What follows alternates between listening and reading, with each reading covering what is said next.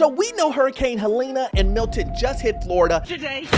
and the housing market isn't looking good, guys. It's not. We know that Florida has issues with insurance, property tax, and the prices. That's the main thing, the prices.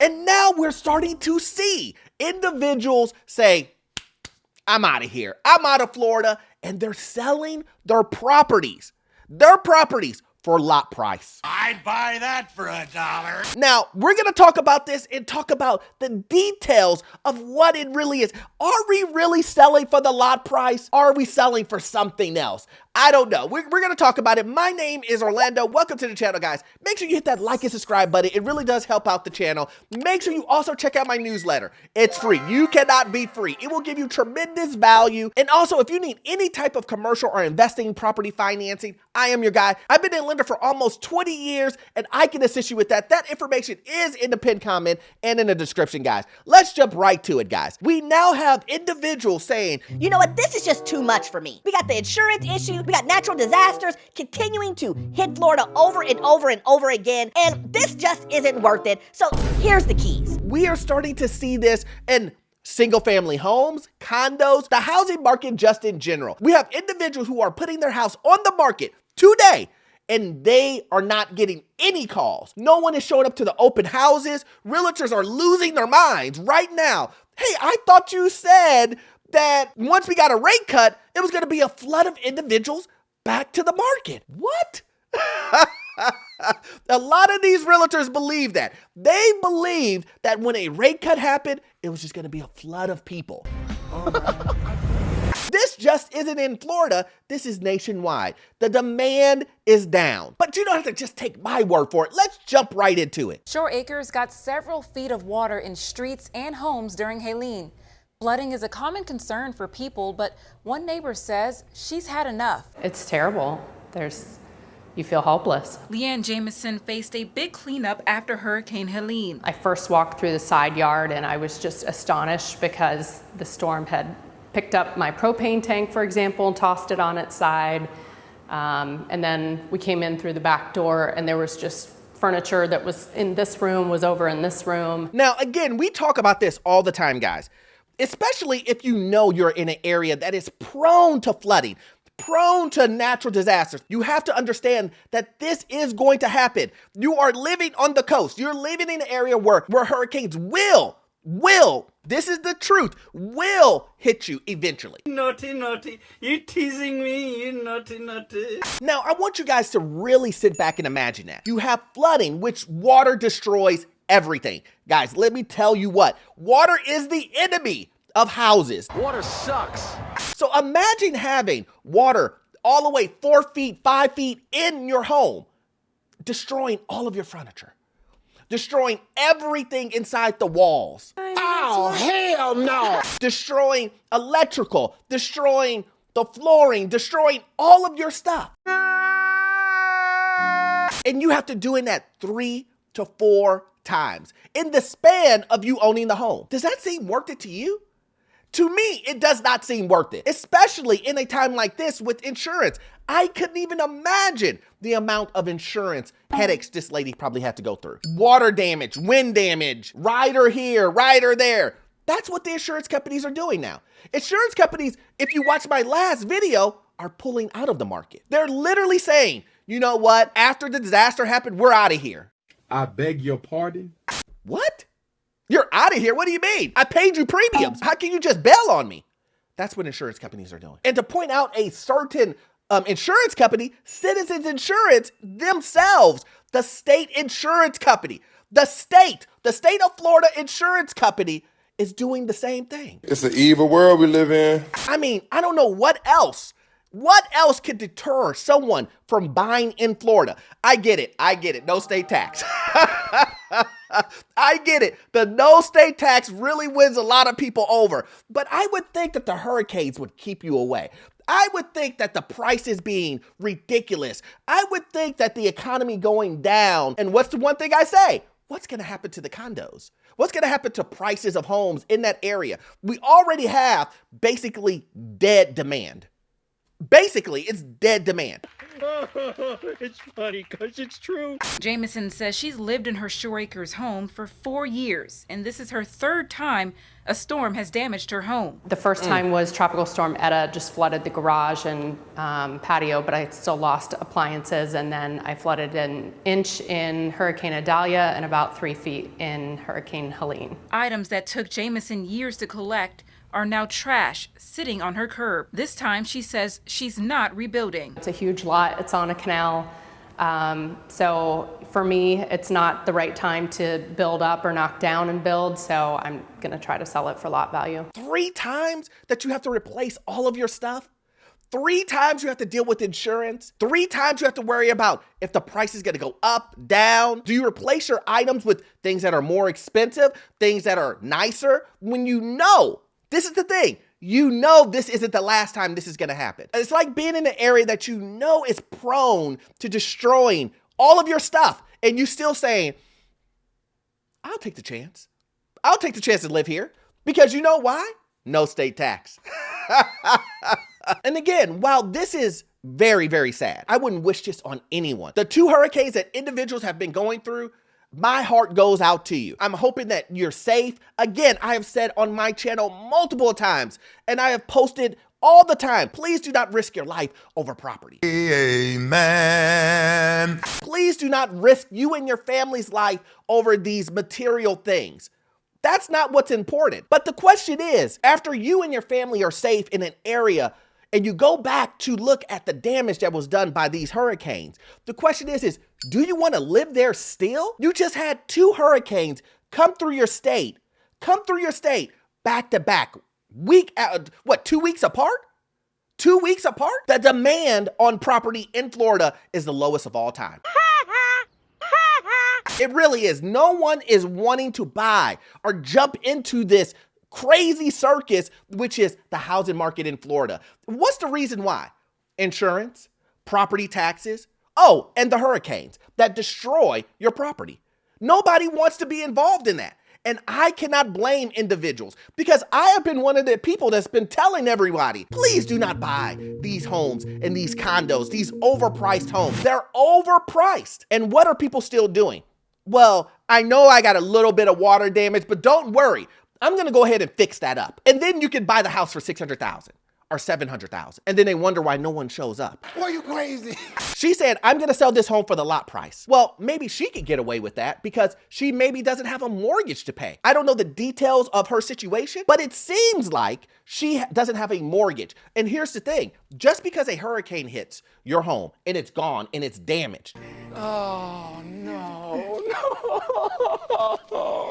Does not mean you don't have to pay the mortgage anymore. Wait, what? Just because your home was damaged in a hurricane, what burned down, wind damage, water damage, whatever it is, you still have to pay the mortgage. Oh, the banks know that we just had 2 hurricanes, so of course I don't have to make the payment. There's no house left, so what am I paying on? That doesn't matter to a bank.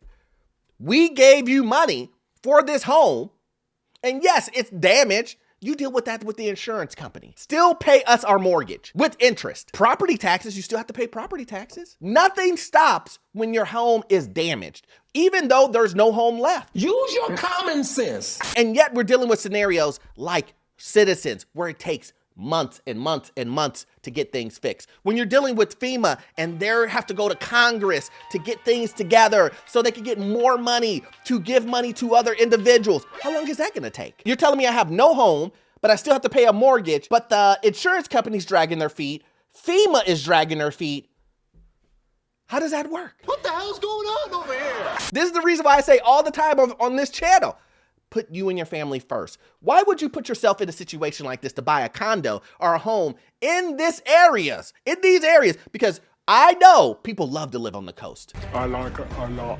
Why would you put yourself in this situation knowing that there's a high possibility that this is gonna happen? As a realtor, she knows selling isn't an easy task in these coastal communities. It's tough right now. I think we're going to see a lot more people putting their homes on the market for lot value. I think it's a great time for developers to scoop up properties like that where they could, rebuild them to code. That's the problem. This neighborhood was developed century ago. And she's right. Do I see more people putting their homes on the market for lot value because it's already destroyed? Remember, it's not a brand new or great looking property that they're selling for lot price. That's not the case. The home is gonna have to be bulldozered anyway. What did he say? That's what I'm saying. The home is gonna have to be destroyed anyway, and they're selling for the lot value. And then she makes her comment that more developers are gonna come in there and take it over. And listen, that is the truth. You don't even have to worry about if they will do it. You don't have to worry about developers thinking about buying properties at lot value and rebuilding it. That's their dream. You have no idea the feeling that I have going through my body right now, man. This is a dream. That's what we're seeing happening with the HOA scenario with these condos. You can't pay the $200,000 that's owed on the condo to upgrade it to be code.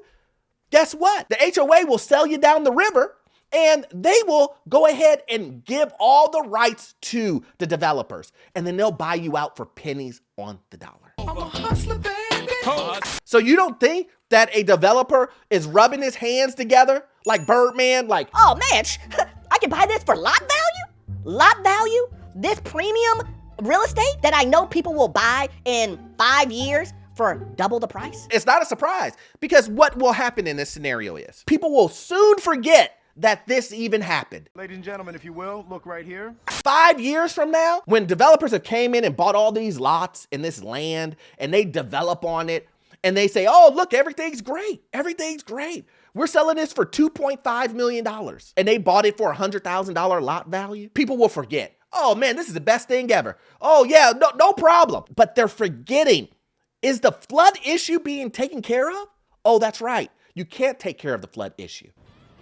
Touché. There is no system that the Florida government or the United States is willing to put in to stop these floods from happening. Can you really stop a hurricane from dropping tons and tons of water on a city?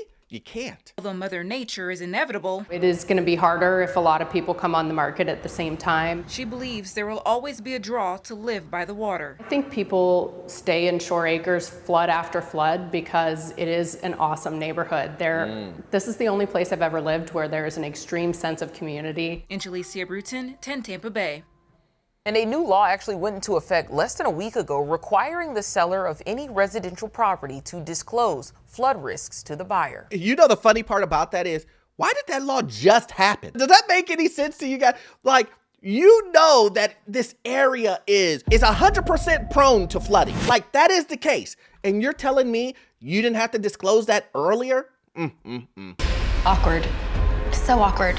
So now when you go and buy a home in Florida, now it's gonna say, Oh yeah, by the way, get ready for in 2 years, this property will flood. In 2 years. Oh, guess what? This has a 100% probability of flooding. I mean, your house is behind a canal. Oh, guess what? You're right on the coast 2 minutes from the beach.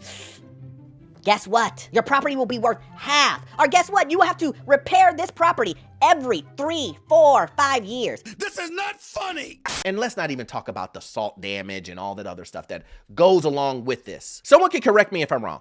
Yes, I understand the appeal of living on the coast. Of course, great weather, no state tax, but if you have to pay millions and millions of dollars, headache after headache after headache, prices continuing to go up on insurance, property tax, everything else, is it still a good place to live? Is it still a good place knowing that it's a possibility that you're gonna claim bankruptcy or be financially ruined? This shit, it's not worth it. And this is information that you have before you make the purchase. Now, I know there's gonna be some individuals that's gonna be in the comment section that's gonna say, Orlando, yeah, but I'm a seller. I moved here 14 years ago. It wasn't like that when I bought it. Okay. We both knew that the hurricanes and stuff, all of that stuff was there. This isn't anything new. Now, I understand the insurance issue and all the property taxes and all that other stuff is probably a new issue. But my question to those individuals would be, how many times have you had to rebuild your home before you go, you know what, this 8th time that I'm gonna rebuild it, I'm gonna sell it. I'm not dealing with this anymore. Me personally, rebuilding one time, I'm out of there. It's not gonna work for me. But a lot of these individuals are rebuilding 4, 5, 6, 7, 8, 10 times. And they're like, this is my home. Which, hey, all due respect. But I do not want to hear those same individuals saying, why isn't my home selling for what it was or what I bought it for? Why is that? It's because people don't want to live there. People wanted to live there when you move there, but they don't want to live there today. So if demand is down, prices will drop. And I've stated previously the reasons why this is happening. Go watch my other videos if you want to hear about me breaking down the insurance and all that other stuff of the reason why this is going to continue to go on and on and on and on and on, guys. But I will keep you updated on what this craziness that's happening. Again, any viewer or subscriber who's watching this right now, I'm happy and I hope that you and your family made it out safe for the hurricanes. Again, I wouldn't wish this on anyone. The housing market is a different story. And as always, I hope you got value out of this content, but you won't get all of your information from this one video. I need you to watch this video right here. Yes, this one right here. It will give you information on the housing market, financial news, get into your first rental property, and the information I will give you is gold. See you in the next one. Thanks.